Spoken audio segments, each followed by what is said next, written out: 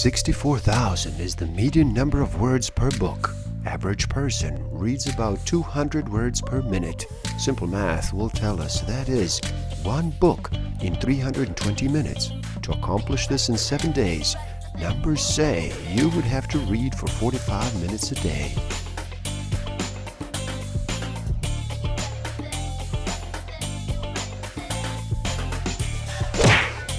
Don't forget to subscribe. Hit that notification button, like, comment, and share. Enjoy. Hello, and happy day. How does slowing down sound to you today? Would you like to reduce the noise for just a bit? Are you ready to make a choice and decide to listen? My name is Igor SF Walker. I'm here to remind people to slow down, to reduce the noise, to walk their lives into a natural flow. Welcome back to the Book of the Week series. Every week, as I read another amazing title, I share it with the world. And today we look at Blink, The Power of Thinking Without Thinking, by Malcolm Gladwell. In this video, we discover a critical part of rapid cognition known as thin slicing. We also take a look at the four horsemen: defensiveness, stonewalling, criticism, and contempt. We rediscover how we continuously use these forms of rapid cognition, the judgments we make and the impressions we form of other people. We look at what really lies at the root of countless arguments, disagreements, misunderstandings, and even hurt feelings. Stick around till the end. I will share with you some tools I have and use that will help you tremendously in this game of life.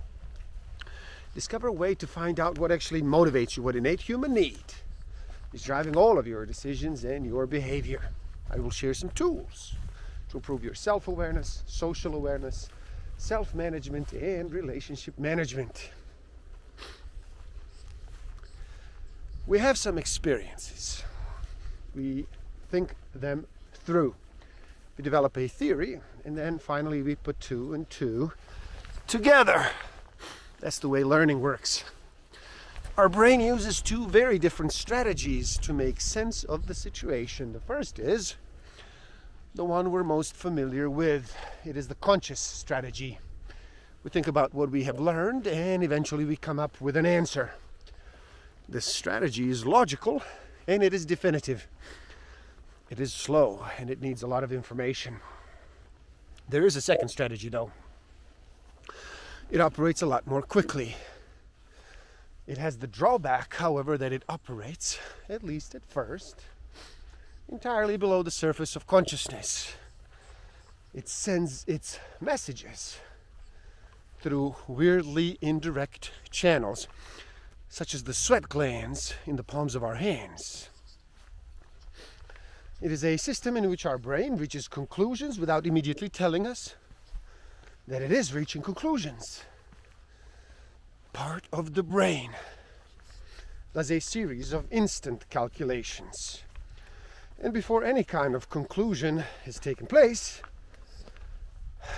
we feel something. The part of our brain that leaps to conclusions like this is called the adaptive unconscious. Can that kind of mysterious reaction be controlled? The truth is that it can. Just as we can teach ourselves to think logically and deliberately, we can also teach ourselves to make better snap judgments. The power of knowing in that first 2 seconds is not a gift given magically to a fortunate few. It is an ability that we can all cultivate for ourselves. A critical part of rapid cognition is known as thin slicing. Thin slicing refers to the ability of our unconscious to find patterns in situations and behavior based on very narrow slices of experience. Thin slicing is part of what makes the unconscious so dazzling. But it is also what we find most problematic about rapid cognition. How is it possible to gather the necessary information for a sophisticated judgment in such a short time? We actually can find out much of what we need to know just by focusing on the 4 horsemen: defensiveness, stonewalling, criticism, and contempt. Even within the 4 horsemen, in fact, there is one emotion that is considered the most important of all: contempt. You would think that criticism would be the worst, because criticism is a global condemnation of a person's character, yet contempt is qualitatively different from criticism. Thin slicing is not an exotic gift. It is a central part of what it means to be human. We thin slice whenever we meet a new person or have to make sense of something quickly or encounter a novel situation. We thin slice because we have to. And we come to rely on that ability because there are lots of hidden fists out there, lots of situations where careful attention to detail of a very thin slice, even for no more than a second or two, can tell us an awful lot. Even when you can provide pages and pages of documentation supporting your conclusions, I think that approach is a mistake.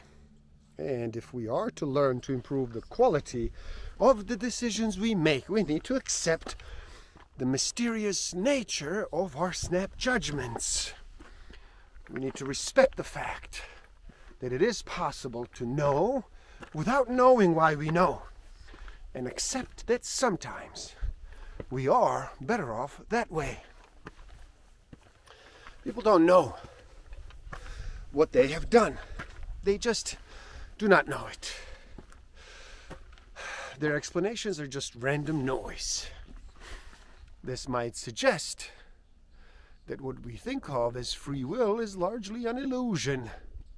Much of the time, we're simply operating on automatic pilot, and the way we think and act, and how well we think and act in the spur of the moment, are a lot more susceptible to outside influences than we realize.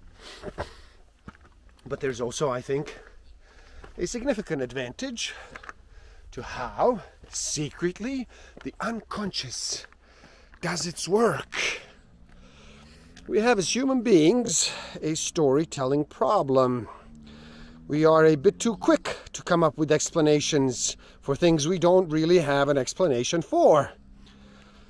We learn by example and by direct experience because there are real limits to the adequacy of verbal instruction. People are ignorant of the things that affect their actions, yet they rarely feel ignorant.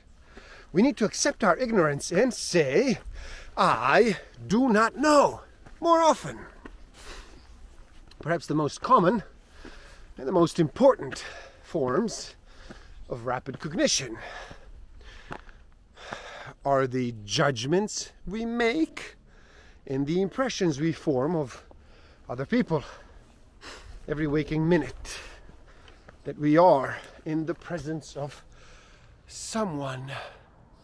We come up with a constant stream of predictions and inferences about what the person is thinking and feeling. If you were to approach a 1-year-old child who sits playing on the floor and do something a little bit puzzling, such as cupping your hands over hers, the child will immediately look up into your eyes. Why? Because what you have done requires explanation. And the child knows that he or she can find an answer on your face. This practice of inferring motivations and intentions of others is classic thin slicing. It is picking up on subtle, fleeting cues in order to read someone's mind. And there's almost no other impulse so basic and so automatic, and at which most of the time we so effortlessly excel. Mind reading failures happen to all of us. They lie at the root of countless arguments, disagreements, misunderstandings, and hurt feelings. And yet, because these failures are so instantaneous and so mysterious, we don't really know how to understand them. We experience an emotion, and then we may or may not express that emotion on our face. We think of the face as the residue of emotion. What huge amounts of research show, though, is that the process works in the opposite direction as well. Emotion can also start on the face. The face is not a secondary billboard for our internal feelings. It is an equal partner in the emotional process. What happens when the stress response is taken to an extreme? Science now argues that the optimal state of arousal, the range in which stress improves performance,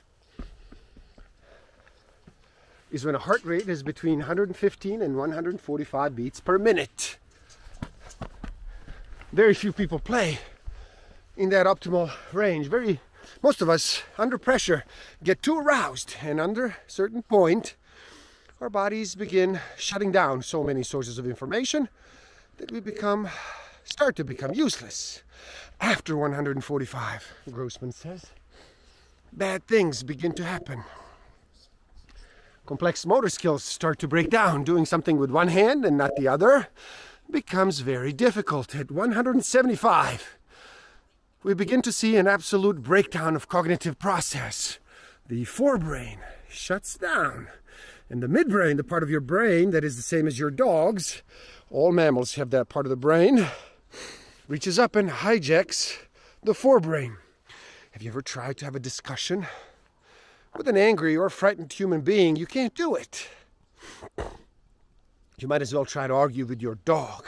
Vision becomes even more restricted. Behavior becomes inappropriately aggressive.